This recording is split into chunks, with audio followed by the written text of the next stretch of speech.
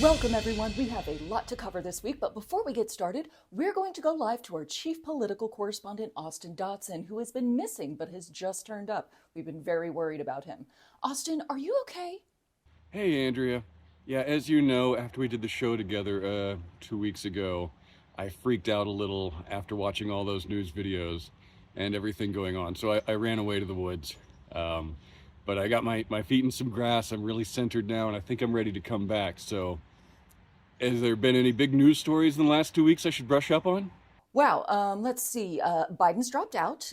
Kamala is the nominee now. She is brat. Still not sure what to make of that. And J.D. Vance may have had a Mountain Dew fueled affair with a Broyhill sectional sofa. Okay, buddy. Good talk. You just keep touching that grass. Okay, so let's start with Biden, who was forced to relinquish his keys after weeks of wandering around, telling stories about walking to school uphill in the snow in his hometown of Scranton, which we're pretty sure only exists in the office. Enter Kamala Harris, our new presidential nominee. She's been racking up endorsements and donations faster than LeBron racks up three-pointers, and she's given many in the Democratic Party an odd sensation in the chest that doctors are describing as hope. The presidential switcheroo has upended Republican campaign plans. Reach for comment, the GOP said, "Now hang on, I didn't know we were going to have to run against somebody who knows what year it is. That's not fair." One person who is also not happy about Kamala Harris being the nominee is Tiger King Joe Exotic, who claims that the Veep helped put him in prison. We tried to find a tiger to interview about this, but they're all majestically running across the savannah, free of Joe Exotic. Meanwhile, across the aisle, Donald Trump has abandoned his seconds-long call for unity. Man, I missed that brief window of time. We had a few days to get some sun and hug our families. Now he's ruined it by going back to the only trick he has in his book, terrible nicknames. He's landed on Laughin' Kamala, that's with two F's instead of a GH, visionary stuff right there, because she sometimes experiences joy. Ew, gross. Then there's J.D. Vance, who likes Mountain Dew, hates women having rights and or cats, and definitely did not make sweet love to some couch cushions. That story was retracted, you guys. There's no point in even talking about it anymore, other than the fact that it's an extremely funny way for his Veep campaign to start off. A Nikki Haley super PAC has endorsed Kamala Harris, and Haley has sent them a cease and desist. Nikki, what do you think is there for you on the conservative side of the aisle? These people refused you as a presidential candidate and shun you for being a witch, woman. Come on over to the coconut tree. To paraphrase Melania, be brat. No, I don't know what that means. The director of the Secret Service resigned after a brutal grilling by Congress.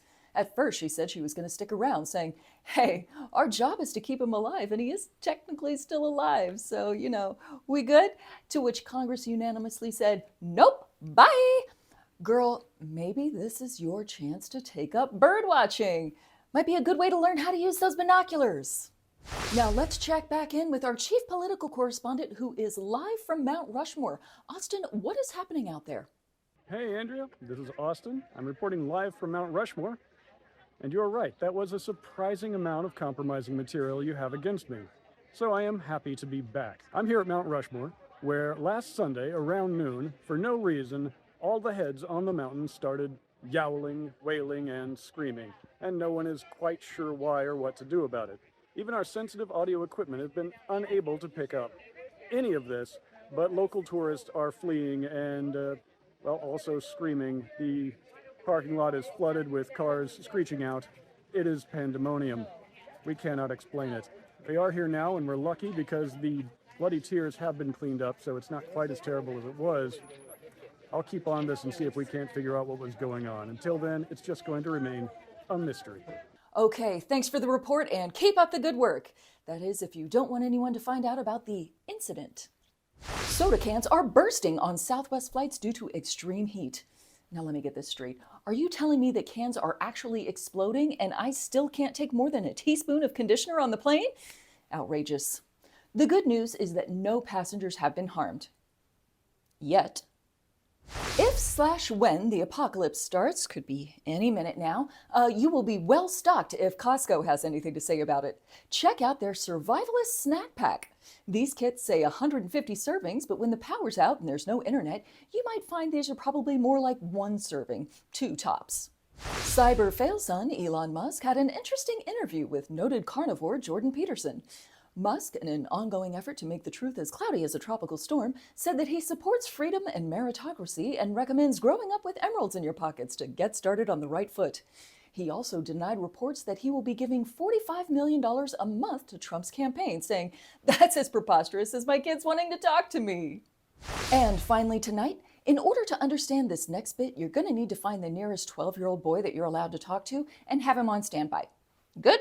Okay, so check this. Michael Bay, the movie Explosions guy, is going to direct a film based on the popular YouTube series Skibidi Toilets, which features angry singing heads in toilets.